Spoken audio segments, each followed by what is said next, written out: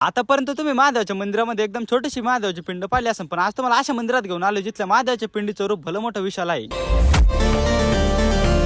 तर जय श्री मित्रांनो, मी तुमचं अमोल. तर स्वागत आहे तुमचं आपल्या पुन्हा एक नवीन आपल्या मराठी ब्लॉग मध्ये. आता बऱ्याच दिवसानंतर मी ना आपला रव्या करमाडून निघालो होतो आपल्या लॉर्ड प्लॅटिनावर भालगाव. आणि याची लॉर्ड प्लॅटिना अशी की एकीकडे आम्ही या प्लॅटिनावर मस्तपैकी दोघं कॉलेजला जायचो. खैर आता गेले ते दिवस राहिले ते आठवणी, आता ये म्हणल्याशिवाय पर्याय नाही. आता भालगाव फाट्यावर जे आहे त्याचं थोडंफार काम होतं. याला म्हणलं तो काम तर होत रे, पण पहिले आपण मंदिरात आल्या तिथलं मंदिर पाहून इतकं मनाला भारी वाटलं राव, काय सांगू तुम्हाला. या अगोदर पण मी या मंदिरामध्ये येऊन गेलो होतो आणि मस्तपैकी व्हिडिओ वगैरे शूट केला होता. त्याला तुम्ही इतकं सारं प्रेम दिलं का काय सांगू तुम्हाला. बाकी सगळं तर होत रे, पण पहिले आपल्या महादेवांचं दर्शन घेणं पण महत्वाचं आहे बरं का. कारण की तुमच्या भावाच्या डोक्यावर महादेवाचा इतका मोठा हात आहे का जाणारे प्रयत्न करून थकले पण तुमच्या भावाचं काही वाकडं करू शकले नाही. ते म्हणतात ना हिंदीमध्ये बिघडणे वाल्याने पार पुरा जोर लगले, बचाने वाल्याने बाल तक न बाकवणे दे. तसं काही हिंदीचा ना आपला काही एवढा मोठा संबंध नाही, त्यामुळे जरा शब्द खालीवर होतच राहते, धकून घ्या. आणि इथल्या वयस्कर मंडळीच्या सांगण्यानुसार या मंदिराची स्थापना जी आहे ते भरपूर वर्षापूर्वी झाली ती बरं का. आणि जो पण व्यक्ती इथं दर्शनासाठी येणार त्याची मनोकामना जी आहे ते 100% पूर्ण होणार. आणि इथंच बाजूला गणपती विठ्ठल रुक्मिणी आणि साईबाबा यांचं पण एक छोटंसं मंदिर आहे. बाकी इथं आपल्या पब्लिक पैकी आतापर्यंत कोण कोण येऊन गेलो त्यांनी आपल्या व्हिडिओसाठी एक कमेंट करा. चला तर मग आता मी जातो घरी, तोपर्यंत तुम्ही करून टाका आपल्या युट्यूब चॅनलला सबस्क्राईब. तर आजच्या दिवसासाठी इथंच थांबतो बरं का. तर लवकरच भेटू आपल्या अशाच नवनवीन युट्यूबच्या व्हिडिओ मध्ये. तोपर्यंत आपला जय महाराष्ट्र.